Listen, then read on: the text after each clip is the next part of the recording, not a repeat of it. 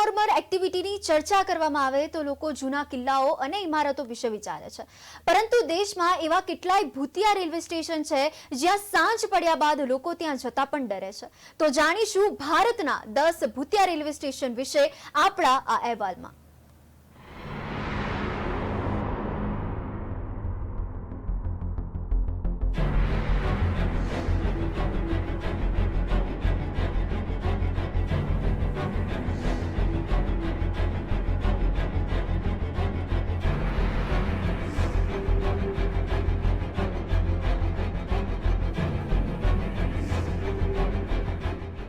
ચીડ અને દેવદાર જંગલોથી ઘેરાયેલા બાડોગ હિમાચલ પ્રદેશના સોલન જિલ્લામાં આવેલું છે.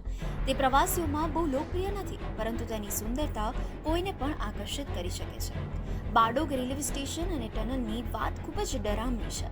એવું કહેવામાં આવે છે કે બાડોગ સ્ટેશનની બાજુમાં ટનલ નંબર 33 નજીક પેરાનોર્મલ પ્રવૃત્તિઓ ઘણીવાર જોવા મળે છે. પશ્ચિમ બંગાળના પુરુલિયા જિલ્લામાં બેગનકોડા રેલવે ભૂતિયા વાર્તાઓના કારણે 42 વર્ષથી બંધ હતું. વર્ષ 1960માં ખોલવામાં આવેલા આ સ્ટેશન પર સાંજ પછી લોકો આજે પણ જતા ડરે છે. સ્થાનિકોનું કહેવું છે કે અહીંના સ્ટેશન માસ્તરે એક રાત્રે ટ્રેક વચ્ચે યુવતીની છાયા જોઈ હતી. થોડા દિવસો પછી સ્ટેશન માસ્તર અને તેના પરિવારની હત્યા કરવામાં આવી. આ ઘટના પછી સ્ટેશન બંધ કરવામાં આવ્યું હતું અને 2009માં ફરીથી ખુલ્યું. આંધ્રપ્રદેશમાં સ્ટેશન વિશે ભૂતની સ્ટોરીઓ જાણીતી છે.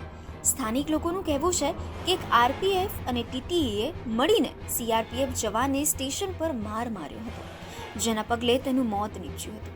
આ ઘટના બાદ તે સીઆરપીએફ જવાનની આત્મા ન્યાય માટે સ્ટેશનની આસપાસ ભટકે છે. દિલ્હીના દ્વારકા સેક્ટર 9 મેટ્રો સ્ટેશન અંગે લોકોનો દાવો છે કે રાત્રિના સમયે અહીં મેટ્રોની પાછળ મહિલાનો પડછાયો જોવા મળે છે. આ જ કારણ છે કે મોડી રાત સુધી લોકો આ મેટ્રો સ્ટેશન પર જવાનું ટાળે છે. લુધિયાણા સ્ટેશનના એક કાઉન્ટર અંગે લોકો કહે છે કે તેમને ત્યાં પેરાનોર્મલ પ્રવૃત્તિઓ અનુભવાય છે. એવો દાવો કરવામાં આવે છે કે સુભાષ નામનો વ્યક્તિ અહીં રિઝર્વેશન કાઉન્ટર પર બેસતો હતો.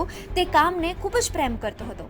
તેના મૃત્યુ પછી જે કોઈ તે રૂમમાં કામ કરવા ગયું એને ઘણી મુશ્કેલીનો સામનો કરવો પડે છે. મુંબઈના મુલુંડ સ્ટેશનના મુસાફરો અને સ્થાનિક લોકો પણ દાવો કરે છે કે તેઓ રાત્રે અહીં કોઈની ચીસોનો અને રડવાનો અવાજ સંભળાય છે. એવો દાવો કરવામાં આવે છે કે તે લોકોની આત્માઓ છે જે રેલવે ટ્રેક ક્રોસ કરતી વખતે અકસ્માતનો ભોગ બન્યા હતા.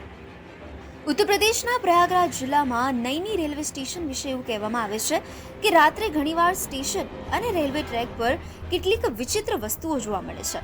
એક કથા છે કે ઘણા સ્વાતંત્ર્ય સેનાનીઓને સ્ટેશનની નજીકની નૈની જેલમાં બંધ કરવામાં આવી હતી, જેમને ખૂબ ત્રાસ આપવામાં આવ્યો હતો અને પછી તેમનું મોત થયું હતું. મધ્યપ્રદેશમાં ખંડવા નજીક સ્થિત આ રેલવે સ્ટેશન પણ ભૂતિયા માનવામાં આવે છે. એવું કહેવામાં આવે છે કે અંગ્રેજોએ સ્વાતંત્ર્ય સેનાની ટંટિયા મામા ભીલની હત્યા કરીને ફેંકી દીધા હતા. આજે પણ જો અહીંથી કોઈ ટ્રેન પસાર થાય છે તો તેમની કબરની નજીક ટ્રેન રોકી દેવામાં આવે છે અને તેમને સલામી આપવામાં આવે છે અને તે પછી જ ટ્રેન આગળ વધે છે. સ્થાનિક લોકોનું કહેવું છે કે જો ટ્રેન અટકાવીને સલામ ન કરે તો તે ટ્રેનનો અકસ્માત થાય છે. કોલકાતાના મેટ્રો સ્ટેશનની લગતી પેરાનોર્મલ પ્રવૃત્તિઓની સ્ટોરીઓ પ્રખ્યાત છે. અહીં છેલ્લી મેટ્રો રાત્રે 10:30 વાગ્યે ચાલે છે. ત્યારબાદ સ્ટેશન સુમસામ થઈ જાય છે.